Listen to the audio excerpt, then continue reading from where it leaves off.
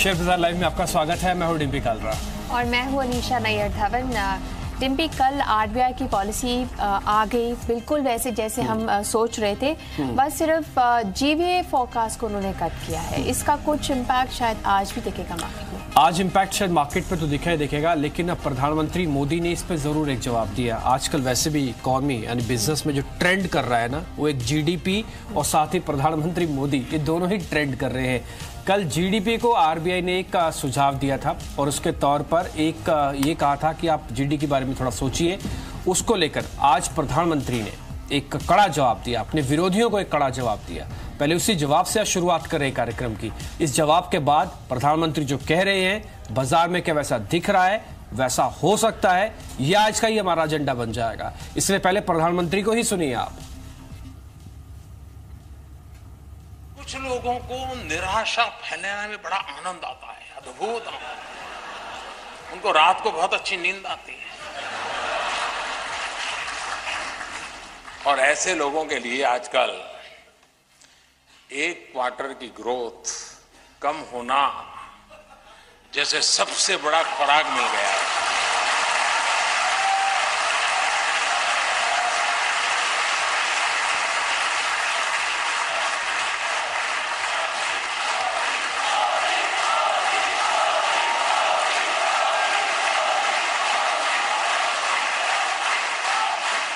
अब ऐसे लोगों को पहचानने की जरूरत है।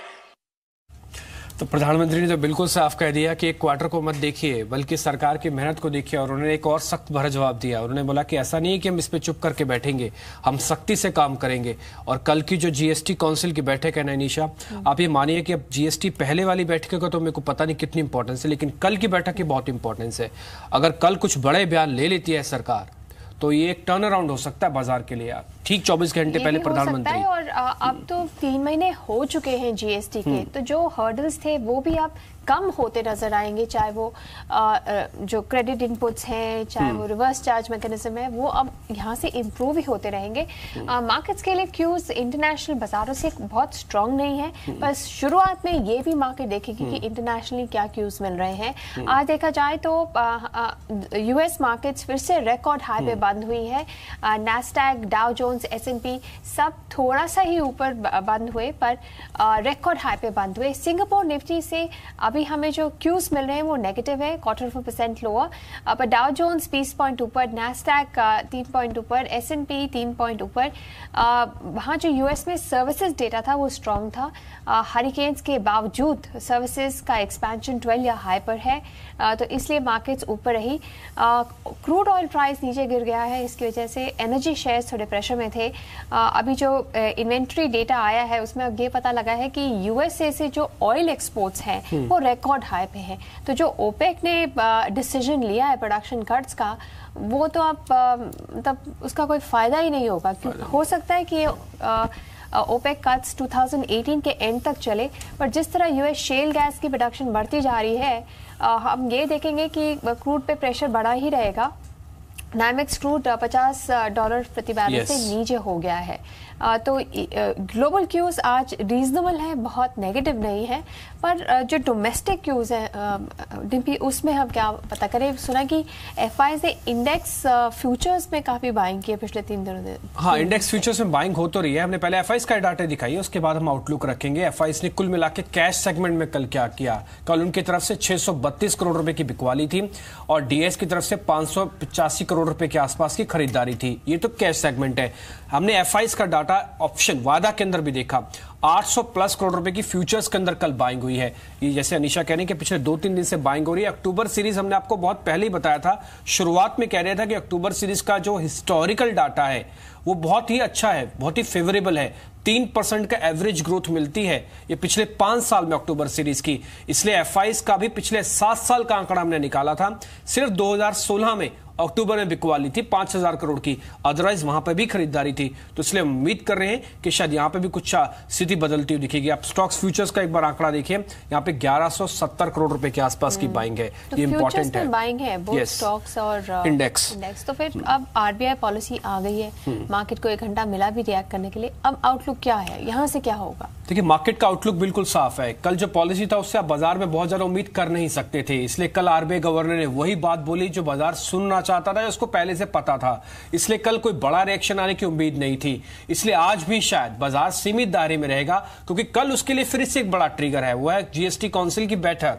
उसको रिएक्शन देने के लिए हमको मंडे का इंतजार करना पड़ेगा, लेकिन आज बाजार थोड़ा सबड्यूड रह सकता है, सीमित दायरे में रह सकता है। बैंक निफ्टी में भी सुस्ती रह सकती है, क्योंकि पॉलिसी से कुछ खास मिला नहीं। हाँ, बैंकिंग के लिए एक एसएलआर का 0.5% का हमको कट मिल गया, वो जो कि अच्छा है, पर्टिकुलरली बैंकिंग के लिए अच्छा है। तो ये एक बार थोड़ा सा नोटिसेबल पॉइंट है। अगर आज सरकारी बैंक चले तो आपको 24,350 मिलेगा। बिना सरकारी बैंकों के बैंक निफ्टी में ज्यादा उम्मीद दिखेगी नहीं। कल इंडेक्स चल रहे थे, लेकिन बैंक निफ्टी की क्लोजिंग बकायदा लाल निशान में हुई।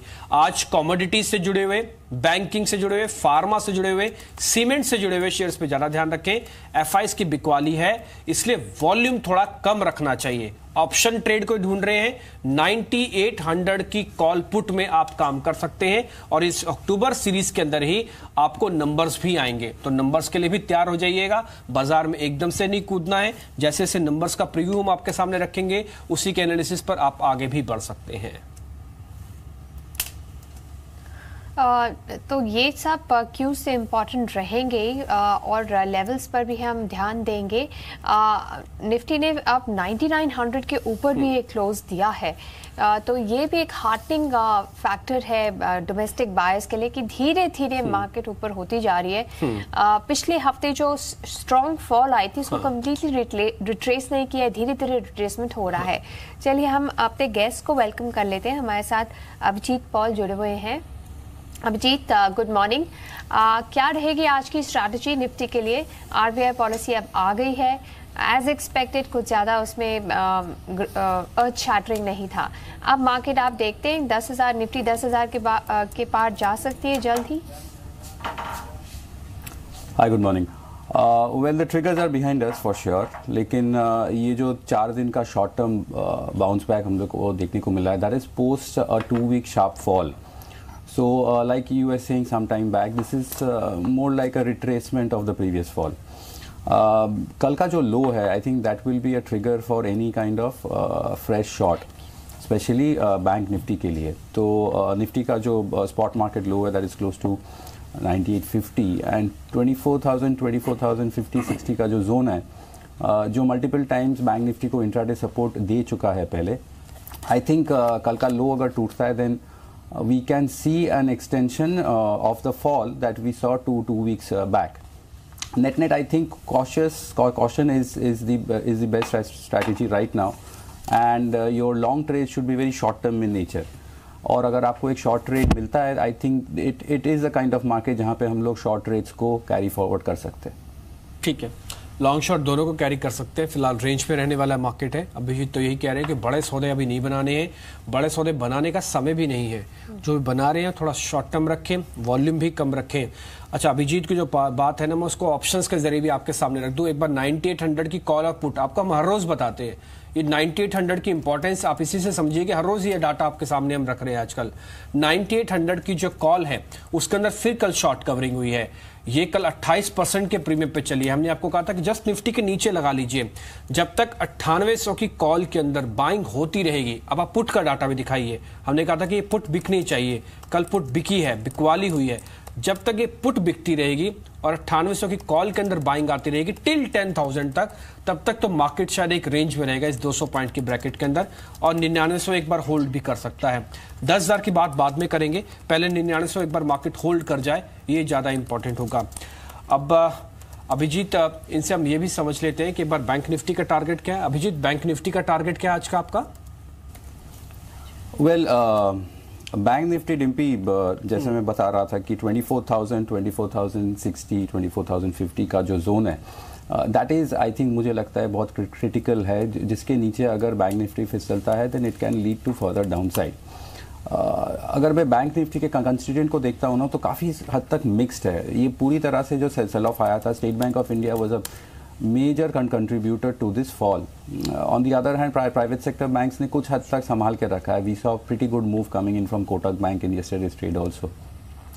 मिक्स्ड है, तो मुझे लगता है कि अगर स्टॉक्स, बैंकिंग स्टॉक्स जो थोड़े स्ट्रेच्ड है, अगर वो थोड़ा कंसोलिडेट करते हैं, तो जो ओवरसोल्ड काउंटर्स है उसमें तो थोड़ा बाउंस बैक देखने को मिल सकता है, specially from state Bank of India. So net जब तक 24,000 का लेवल टूटता नहीं है, आई थिंक बैंक निफ्टी में थोड़ा वेट एंड वॉच ही करना चाहिए। लेकिन अगर 24,000 टूटता है, देन आई थिंक कि 2 वीक का जो फॉल मिला था उसके बाद जो बाउंस बैक मिला, उसका एक्सटेंशन फिर से नीचे की तरफ आने का चांसेस आर वेरी हाई।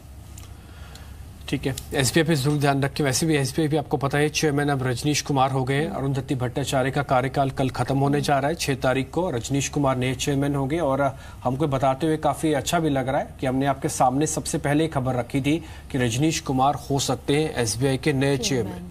ये सबसे पहले जी बिजनेस ने रखी थी बात और ये पुष्ट हुई है। फिर से एक बार और हमने हमारी खबर पे अपनी मोहर लगी है, रजनीश कुमार अब नए चेयरमैन है एसबीआई के। तो आज एसबीआई के शेयर पे एक बार आप जरूर ध्यान रखिए। अभिजीत का भी आज का नोटिसेबल शेयर बैंकिंग में एसबीआई है।